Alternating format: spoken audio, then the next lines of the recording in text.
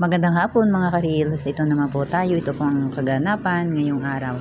Ako po may mga alaga ng mga kuting, bali 3 po sila at ayan, kung mapapansin nyo mga mata po nila ay mga maga, ayan po mga maga ang kanilang mga mata at talaga pong naawa ako dahil umuuslit na po yung mata ng pusa ko.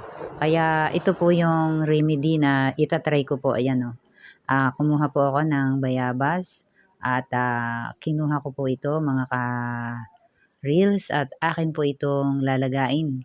At itatry ko kung talagang mabisa ito kasi nababasa ko sa mga Facebook na talagang mabisa po ang dahon ng bayabas at talagang super po talaga marami pong benefits po ito sa ating katawan, maging sa mga UTI, lahat po talaga nakukuha niya. Kaya ayan, naglaga na po ako ng bayabas at talagang isa-isa ko po yung lilinisin ang mata ng aking pusa.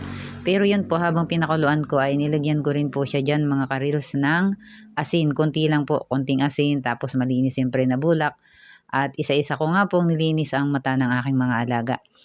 Pero mga ka-reels, yan pong pusa ko na yan, pang-apat ko na po yan na paglilinis. Kaya yung mga mata nila, kung mapapansin nyo, ay medyo okay na. Kasi yung unang video ay talagang makikita nyo po yung namumula at talagang lumulubo na.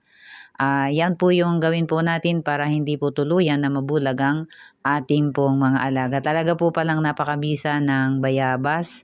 At ganun din po habang yan po ay aking inisa-isang linisin, ay akin din po yung pinainom.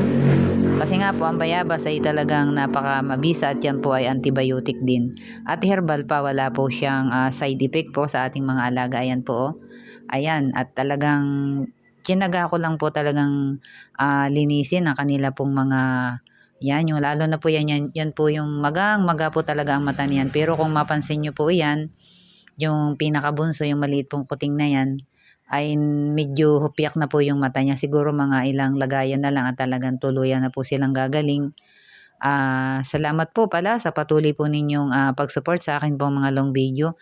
Pa-subscribe din po at subscribe at pa-share na rin po para meron pong makapanood na para po hindi mabulag ang kanilang mga alaga, ay ito po yung solusyon.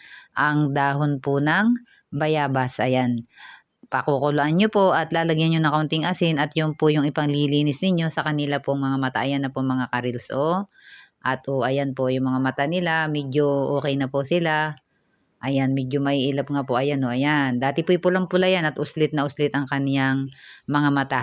Kaya salamat po sa patuloy po ninyong pag-support at patuloy nyo pa po namang susuportahan ang akin pong mga long videos sa Marisa